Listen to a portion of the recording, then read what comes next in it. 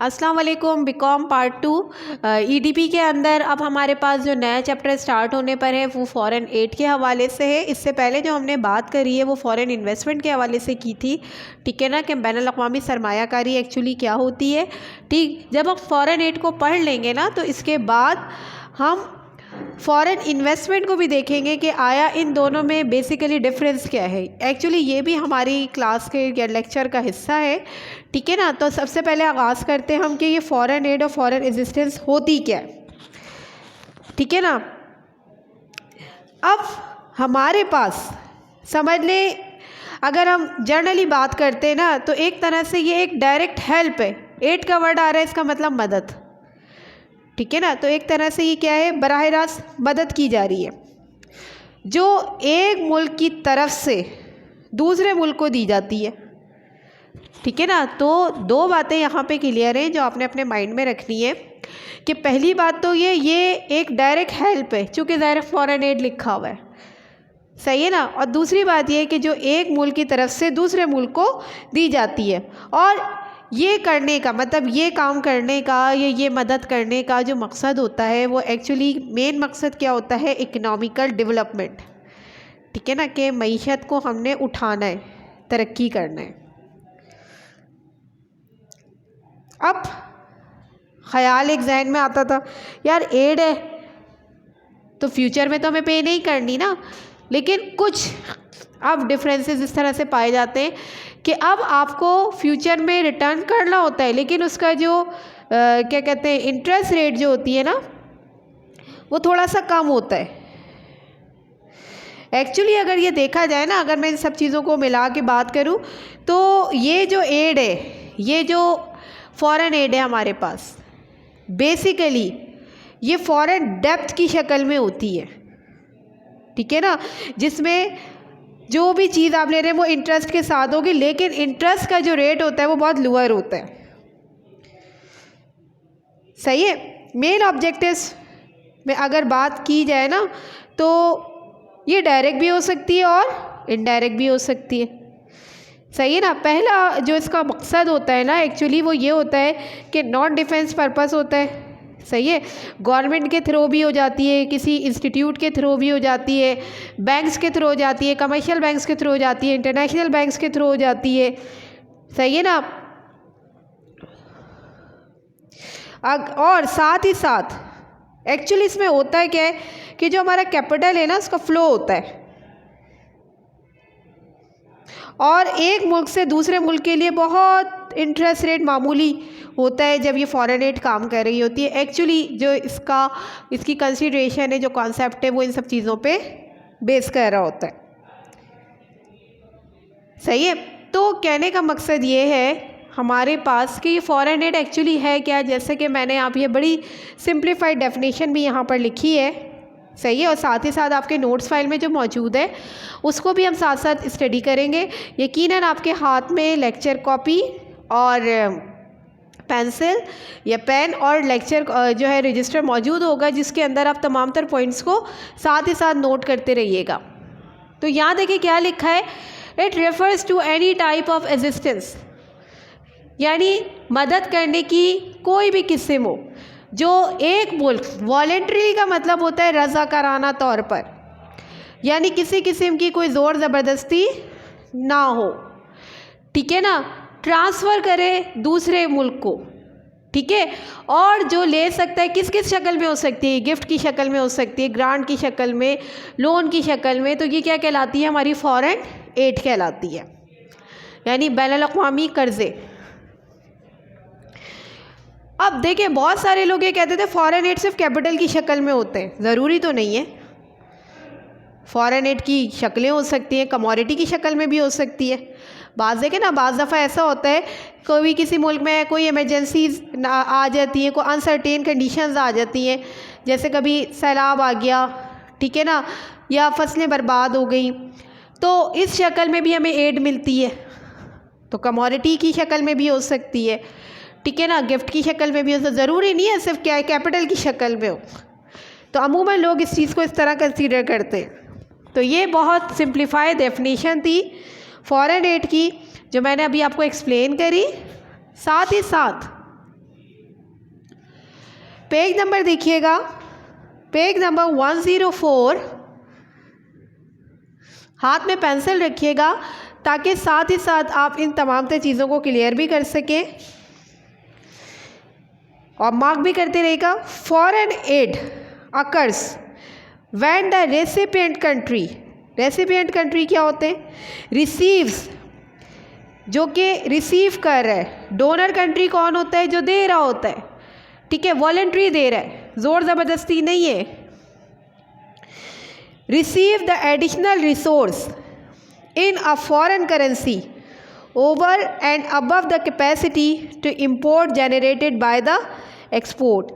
In simple words, the foreign aid means those additional resources which are used to raise the performance of the recipient country above the existence level.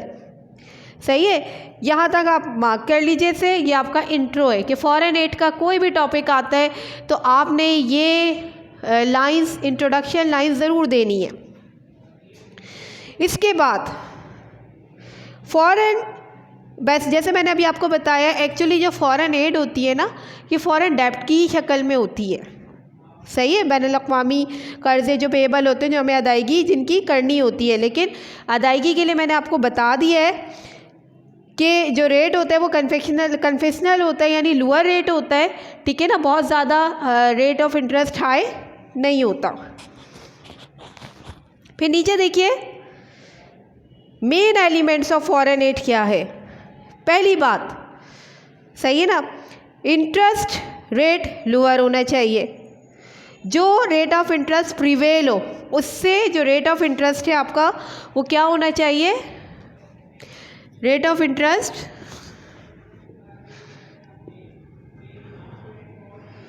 लो होना चाहिए, ठीक है ना, as compared to a prevailing rate of interest. Number 2, long period for a repayment, ठीक है ना, कि जो टाइम पीरियड हो वो क्या हो?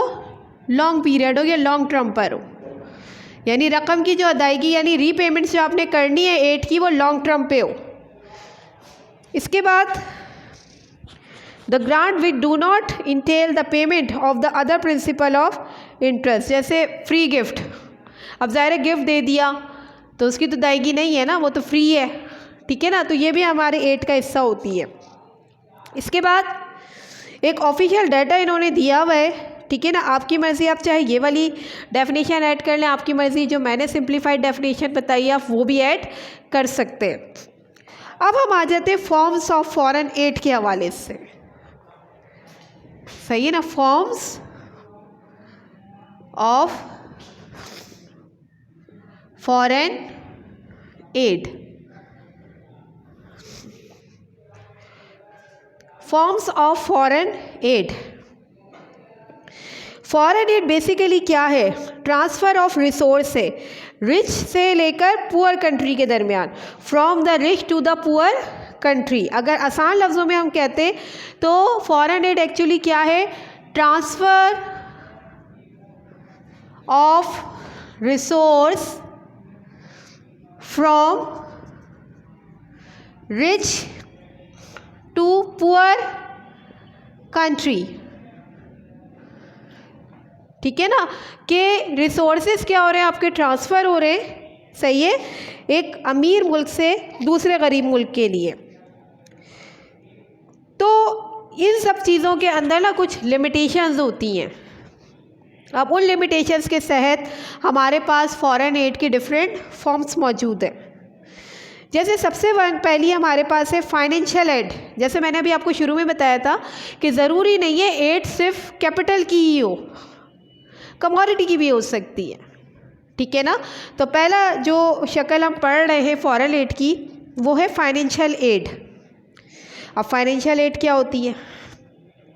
ये सिंपलेस्ट फॉर्म है कैपिटल इनफ्लो की, ठीक है ना। Is the provision of convertible foreign exchange but very little foreign capital indeed comes to the under developed world so conveniently, ठीक है ना। अब यहाँ इसको भी देखो इन्होंने दो हिस्सों में डिवाइड कर दिया है, tied aid, untied aid, grants होते हैं और लोन्स होते हैं, ठीक है ना। अब टाइड एड्स की भी मज़ीद दो टाइप्स हैं, नेशन टाइड एड के अंदर एक्चुअली क्या होता है, तो रेसिपिएंट कंट्री होता है ना, ठीक है ना, उसके पास कंडीशन होती है कि भाई उस मुल्क को ख़र्चा करना है, ठीक है ना। She will expend it in the donor country to solve the BOP problems of that country, यानी जो मुल्क दे रहा है ना वो वहाँ पर क्या कर रहा है, सही है ना, कि कंडीशन लगा देता है कि भाई अखराजात जो होंगे ज़ाहिर है वो हम करेंगे, ठीक है ना। इस तरह से उनके BOP की प्रॉब्लम्स उस मुल्क की सॉल्व हो जाती है और एक्सपोर्ट हमारी स्टिमुलेट हो जाती है।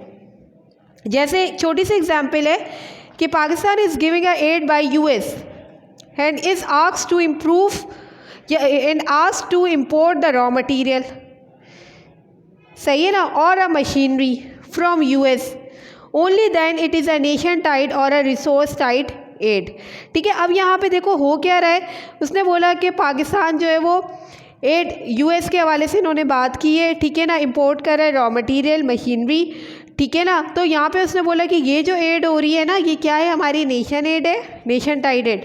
प्रोजेक्ट टाइड एड के अंदर एक्चुअली क्या होता है, प्रोजेक्ट टाइड एड हमारी ये होती है कि एक स्पेसिफिक प्रोजेक्ट है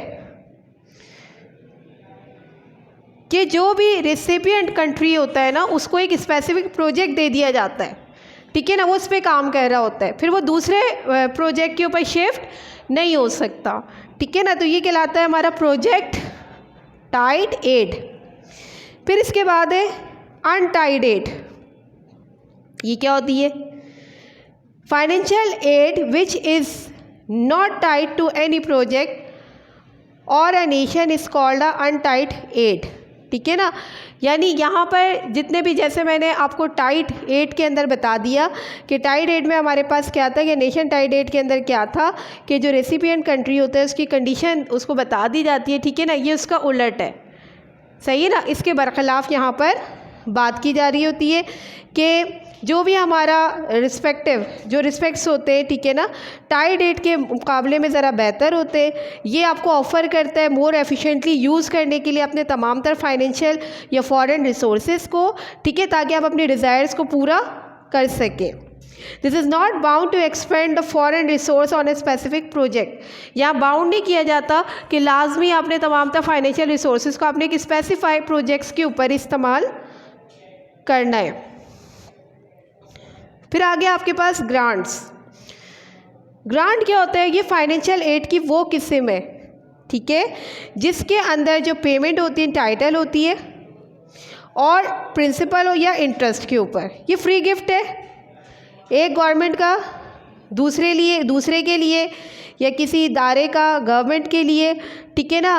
तो इससे क्या होता है, हमारे जो इंटरनल एक्सपेंडिचर्स होते हैं इससे कि वो बढ़ते हैं और जनरेट होती है income. Loans, it is the borrowing of a foreign exchange by the poor country from the rich country, ठीक है ना। रिच कंट्री से पुअर कंट्री क्या करता है, बोरो करता है ज़र मुबादला, किस तरह से, फाइनेंस करके शॉर्ट टर्म और लॉन्ग टर्म प्रोजेक्ट के ऊपर, ठीक है। उसको भी देखो इन्होंने मुख्तलिफ क्राइटेरिया में डिवाइड किया। जैसे कमोडिटी एड, ये दूसरी शक्ल है, पहली मैंने आपको बता दी फाइनेंशियल एड है हमारी, जो मैंने आपको बता दिया, मेनली इसमें दो ज़्यादा ख़ास है, सही है ना। इसके बाद हमारे पास है कमोडिटी एड, ठीक। अब कमोडिटी एड में एक्चुअली क्या होता है, बेसिकली ये टाइप हमारे पास जो एड की है ना, ये ज़्यादातर एग्रीकल्चर प्रोडक्ट्स, रॉ मटेरियल और कंज्यूमर से रिलेटेड है, क्योंकि कमोडिटी एड के बारे में बात की जा रही है, सही है ना। तो यहाँ पे हार्ड लोन्स भी दिए जाते हैं और सॉफ्ट लोन्स भी दिए जाते हैं। अब ये हार्ड लोन्स क्या होते हैं, हार्ड लोन्स को ज़्यादातर शॉर्ट टर्म लोन्स कहा जाता है, ठीक है ना। जो शॉर्ट टर्म लोन्स हैं उन्हें हम हार्ड लोन्स कहते हैं, ठीक है। जब कभी इंडस्ट्रियल इंपोर्ट के ऊपर फाइनेंस करना होता है तो अमूमन, ठीक है, जो टाइम पीरियड है जैसे इन्होंने 5 ईयर्स और उससे कम है, ठीक है ना, तो ये करेंसी बोरो कर देते हैं। जब आप फॉरेन ट्रेड कर रहे होते हैं ना, ठीक है ना, तो पैसों की ज़रूरत तो ज़ाहिर है ये आपको पेमेंट कर देते हैं। There is no concessional element but interest rate is usually lower. सही है ना। कन्वेंशनल रेट तो नहीं होते, लेकिन जो रेट ऑफ इंटरेस्ट होता है वो क्या होता है, कम होता है, जो कि इंटरनेशनल मार्केट में रेट ऑफ इंटरेस्ट चल रहा होता है उसके मुकाबले में कम होता है। ये होते हैं हार्ड लोन्स। सॉफ्ट लोन्स को लॉन्ग टर्म लोन्स कहा जाता है, ठीक है ना। अमूमन इसका जो टाइम पीरियड है ना वो 10 से 20 साल, ठीक है। These are repaid in the currency of the recipient country, और इनकी अदायगी की जाती है उस मुल्क की करेंसी के ऊपर जो वो रिसीव करता है, ठीक है। जो इंटरेस्ट रेट होता है इस लोन का वो कम होता है as compared to a hard loan, ठीक है ना। ज़ाहिर है जब लॉन्ग टर्म पे काम किया जाता है तो ये तो आपको वैसे भी पता है, ठीक है ना। शॉर्ट टाइम पीरियड का जो इंटरेस्ट रेट होता है वो फिर ज़रा हाई होता है as compared to a soft loan. ख़ासकर इसमें ना आपको थोड़े से ग्रेस डेज भी मिल जाते हैं। फूड एड,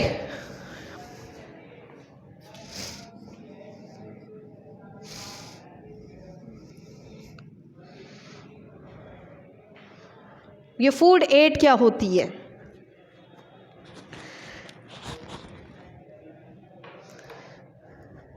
अब अगर बहुत सारे इकोनॉमिस्ट को ओवरऑल इकोनॉमी के अंदर रिव्यू देना हो तो वो अक्सर ये सोचते हैं कि भाई चाहे मुल्क कोई सा भी हो, ठीक है ना, उससे ग़िज़ाई ज़रूरत तो पूरी करनी है। उसके पास लोग मौजूद हैं, उन्हें तो खाने के लिए चीज़ें चाहिए, अशिया चाहिए, तो ठीक है ना। तो फिर वो वहाँ पर फूड को एज अ फॉरेन एड इस्तेमाल करते। There is more than enough food produce each year to feed adequately everyone on the earth. इतना फूड ज़मीन पर यानी दुनिया में तैयार किया जाता है कि ज़मीन पर रहने वाले तमाम तर लोगों को जो है वो खाना मैसर हो सके, ठीक है ना। तो ताकि मुल्क के किसी भी हिस्से में ना फूड की कमी ना हो, ठीक है। इसके बाद है हमारे पास टेक्निकल एड।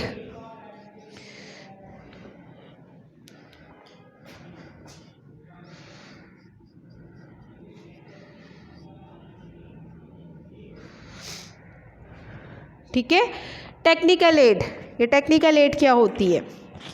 ये भी टाइट एड है, बहुत ज़्यादा इस्तेमाल होती है, बहुत कारआमद होती है रेसिपिएंट कंट्री के लिए, इसलिए ताकि वो अपना पैक ऑफ इकनॉमिकल डेवलपमेंट को बढ़ा सके, अपनी तमाम तर चीज़ों के अंदर मुख्तलिफ सेक्टर में मॉडर्न टेक्नोलॉजी का इस्तेमाल करके, ठीक है ना, जितने भी सेक्टर उस मुल्क के अंदर काम कर रहे हैं, सही है। इस एड प्रोग्राम के अंदर ट्रेनिंग फैसिलिटीज़ प्रोवाइड की जाती है डोनर की तरफ से। जो डोनर कंट्री होता है ना, जो दे रहा है एड, उसकी तरफ से ना कुछ टेक्निकल ट्रेनिंग्स दी जाती हैं, ठीक है ना, ताकि और वो जितने भी अखराजात होते हैं ना, सही है ना, जितने भी जो सीखने वाले उनके सबके अखराजात कौन बेयर कर रहा होता है? डोनर कंट्री, ठीक है ना। ये भी एक एड है जिसे हम कहते हैं टेक्निकल एड। इसके बाद है हमारे पास फॉरेन डायरेक्ट इन्वेस्टमेंट। ये बड़ा सुनते होंगे आप, ठीक है। It is also included in the category of a foreign add. जैसे पाकिस्तान में अगर हम एग्जांपल लें ना, लीवर ब्रदर्स वाले, बाटा वाले, फिलिप्स वाले और भी बहुत सारे, ये सब एफडीआई। अब सवाल ये पैदा होता है कि एफडीआई है क्या, ठीक है ना। जब हम यहाँ तक आ गए, सही, तो अब ये भी पॉइंट हमारा क्लियर हो जाएगा कि foreign investment versus foreign add,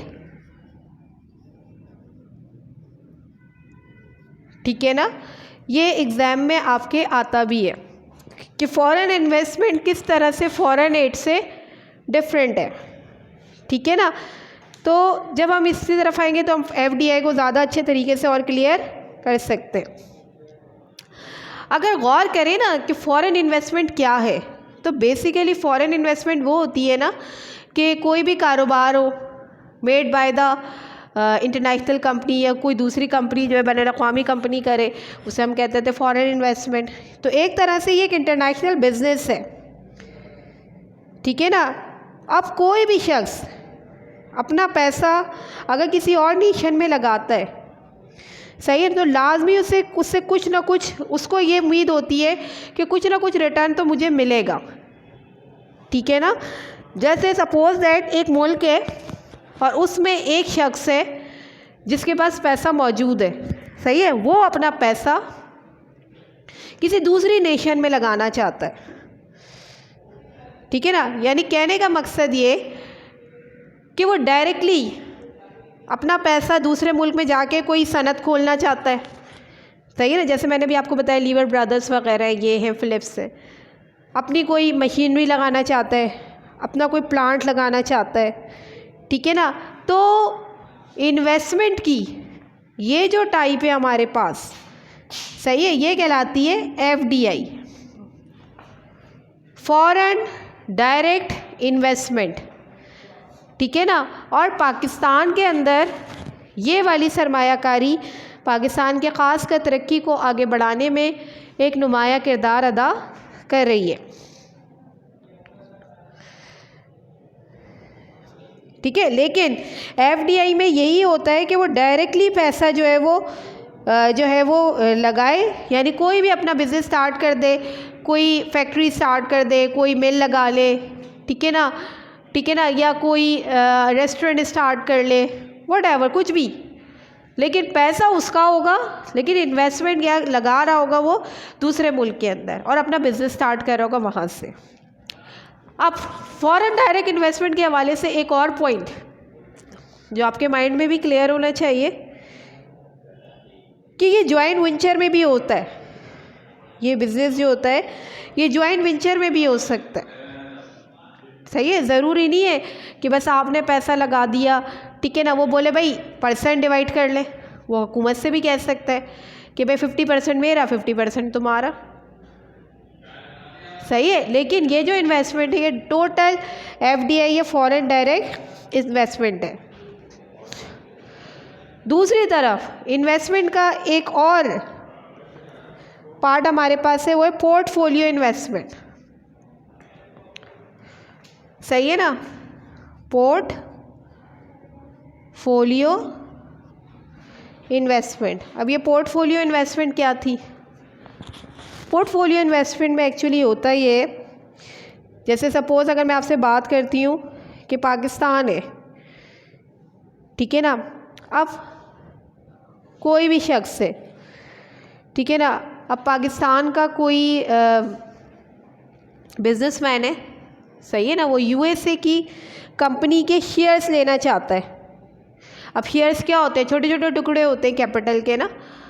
उसने बोला भाई मेरे पास पैसा मौजूद है, पाकिस्तान में रहता है और पैसे मौजूद हैं। वो कह रहे हैं कि भाई मैं डायरेक्ट तो वहाँ पे कंपनी नहीं खोल सकता, ऐसा करता हूँ मैं USA के अंदर जो कंपनी मौजूद है ना उसके मैं शेयर्स ख़रीदता हूँ, सही है। तो कंपनी के जो है वो शेयर्स ख़रीद लेता है वो, ठीक है ना। फिर होता क्या है, अब चूंकि उसने अपना पैसा वहाँ से लगा दिया, शेयर्स ख़रीद लिए, तो शेयर होल्डर हो गया, इन्वेस्टर हो गया, तो अब उसको क्या मिलेगा? डिविडेंड, सही है ना। तो कहने का मकसद ये है यहाँ पर कि यहाँ पर भी सरमायाकारी हो रही है, लेकिन आप डायरेक्टली इन्वेस्ट करके कारोबार नहीं लगा रहे, आप किसी और मुल्क के कारोबार के अंदर अपना शेयर रख रहे, ठीक है ना, एज ए इन्वेस्टर बन के काम कर रहे हैं। तो ये कहलाती है पोर्टफोलियो इन्वेस्टमेंट।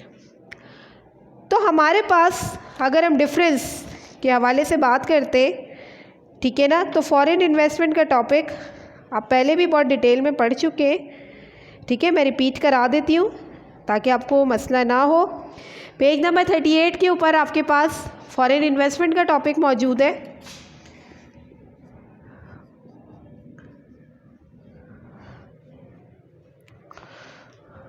सही है, पेज नंबर 38 पे आपके पास फॉरेन इन्वेस्टमेंट का टॉपिक मौजूद है, जिसमें ये क्लियर बताया हुआ है, जितना मैंने ग्राउंड आपको बताया कि ये वो इन्वेस्टमेंट होती है जो मेड होती है फॉरेन कंपनीज़ के थ्रू।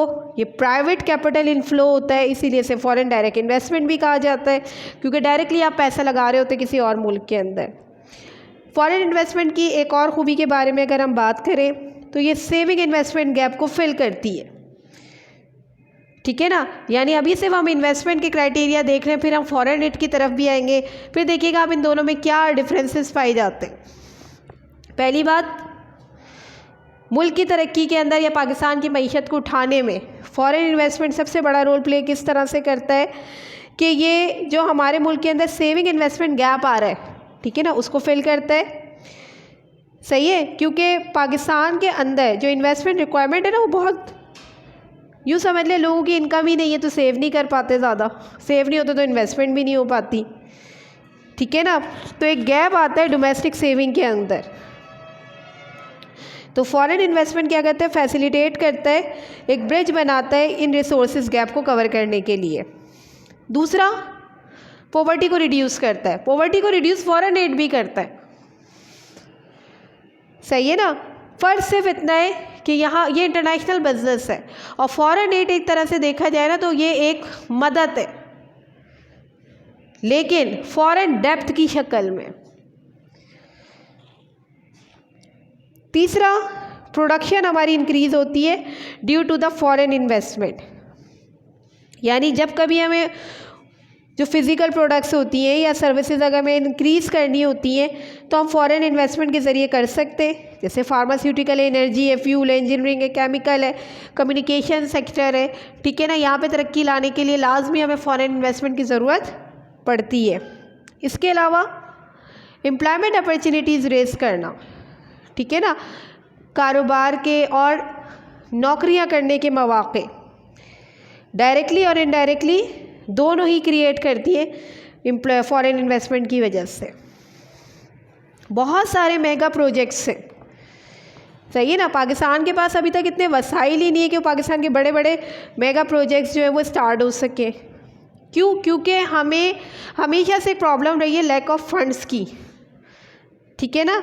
तो अगर इन्वेस्टमेंट हो जाती है तो हमारे बड़े बड़े प्रोजेक्ट्स कामयाब हो सकते हैं, जिसमें नाउअडेज़ आपका आजकल देख रहे हैं सी पैक के ऊपर काम हो रहा है, गवादर पोर्ट पे काम हो रहा है, ठीक है ना। इसके अलावा हमारे मोटरवे प्रोजेक्ट्स हैं और भी बहुत सारे प्रोजेक्ट्स हैं, ग्रीन लाइन प्रोजेक्ट्स हैं, ठीक है ना।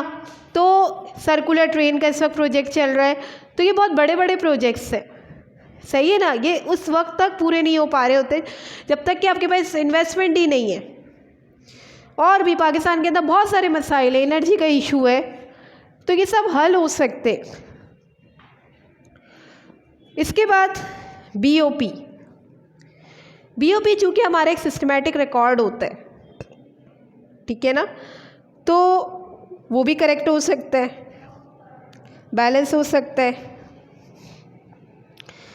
जो हमारी फॉरेन डायरेक्ट इन्वेस्टमेंट होती है, DFI बोले या डायरेक्ट फॉरेन इन्वेस्टमेंट बोले या FDI बोले, फॉरेन डायरेक्ट इन्वेस्टमेंट बोले, बात एक ही है कि ये जो होती है ना हमारी, एक्चुअली करती क्या है, रिड्यूस करती है एक गैप जो रिक्वायर्ड फॉरेन एक्सचेंज और अर्न फॉरेन एक्सचेंज के दरमियान आता है। यानी जितना ज़र मुबादला हमें चाहिए और जितना हमें मिल रहा है, तो ये BOP एक्चुअली के अंदर जो अनबैलेंसिंग आती है, एडवर्स आ रहा होता है, उसको FDI कवर करती है। इसके बाद बहुत सारी इंटरनेशनल कंपनीज़ हैं जदीद मशीनों का, ठीक है ना, एफिशिएंट टेक्नोलॉजी। अब देखो यही वाले पॉइंट आपको फॉरेन एड में भी दिखाई दे रहे हैं, सही है ना, लेकिन ये एड की शक्ल में, हेल्प की शक्ल में, जो एक मुल्क रज़ाकाराना तौर पे ट्रांसफ़र करे दूसरे मुल्क को, सही है ना। अब चूँकि ये फॉरेन डेप्थ की शक्ल में, तो अदायगी रीपेमेंट जो है लॉन्ग टर्म पे जा रही है, सही है। लेकिन जब लॉन्ग टर्म पे जा रही है तो रीपेमेंट होगी, लेकिन इंटरेस्ट रेट जो होगा ना, जो इंटरनेशनल मार्केट में जो प्रिवेलिंग इंटरेस्ट रेट होगा उसके मुकाबले में वो रेट ऑफ इंटरेस्ट कम होगा फॉरेन एड के अंदर। इसके बाद है foreign direct investment actually encourage करती है हमारे लोकल इन्वेस्टर्स को और उन्हें अलाउ करती है कि वो फॉरेन इन्वेस्टर्स के साथ पार्टिसिपेट करें, जॉइंट वेंचर्स करें। जैसे मैंने अभी आपको बताया कि ज़रूरी नहीं है कि ये सिर्फ मुल्क के लोग हैं, बल्कि जॉइंट वेंचर्स में भी काम हो सकता है। लोकल मेन पावर जो है हमारी ट्रेन हो, ठीक है ना, उन्हें मोटिवेट किया जाए ताकि वो भी उन प्रोजेक्ट्स में काम कर सके। तो कहने का मकसद ये, अगर हम गौर करें तो हमारे पास जो फॉरेन इन्वेस्टमेंट है ना, ज़्यादातर उन्हीं पॉइंट्स को हमारे पास एक्सप्लेन कर रही है जो हमने फॉरेन एड के हवाले से भी डिस्कस किए। तो अगर हम अब हम मूव करते हैं फॉरेन एड की तरफ। ये तो मैंने आपको बेसिकली इतने सारे पॉइंट्स बता दिए जिससे आप बासानी फॉरेन इन्वेस्टमेंट के पॉइंट निकाल सकते हैं। फिर हम देखते हैं कि फॉरेन एड इस तरह इससे कितना डिफरेंट है। पहला पॉइंट तो मैंने यही आपसे कह दिया, ये इंटरनेशनल बिजनेस है और ये इंटरनेशनल हेल्प है, ठीक है ना। जो एक मुल्क यानी रिसोर्सेज ट्रांसफ़र कर रहा है, वॉलेंट्री कर रहा है एक रिच कंट्री पुअर कंट्री को, सही है, क्लियर है ये पॉइंट। फिर देखो फॉरेन एड से क्या होता है, ये पेज नंबर 110 पे आपको मिल जाएगा।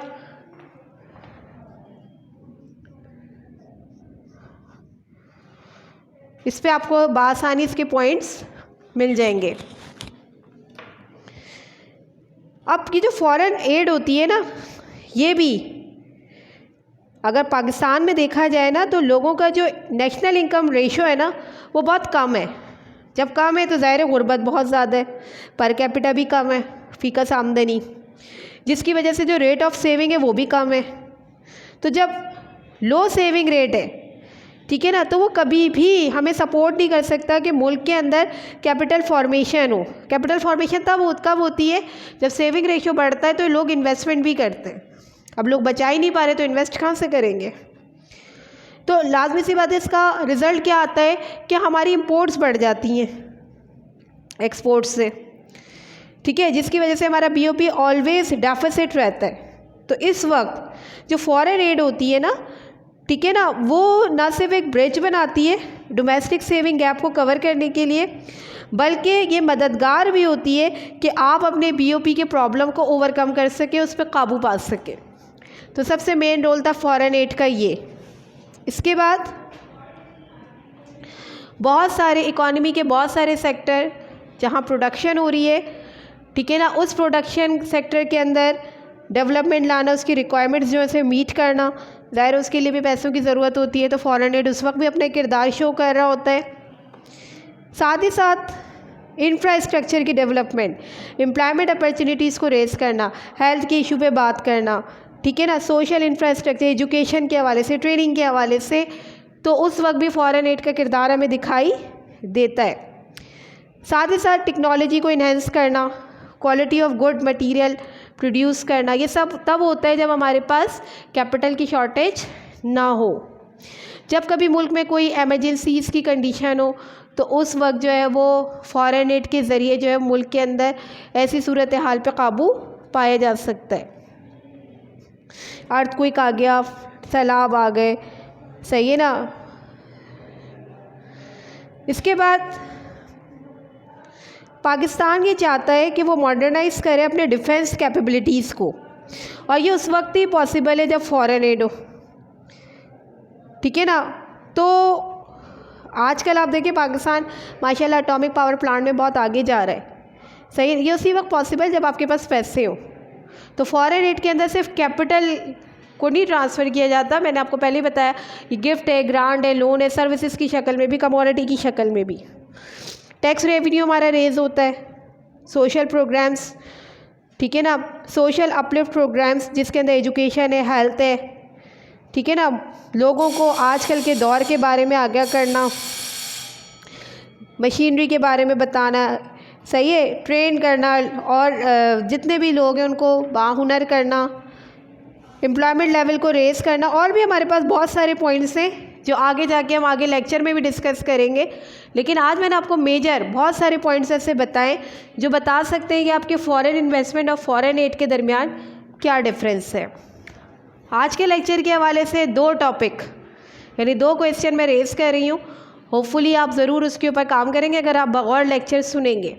पहली बात तो ये कि major difference between FDI and portfolio investment, ये बताना है आपको कि FDI के अंदर क्या होता है और पोर्टफोलियो इन्वेस्टमेंट में क्या होता है।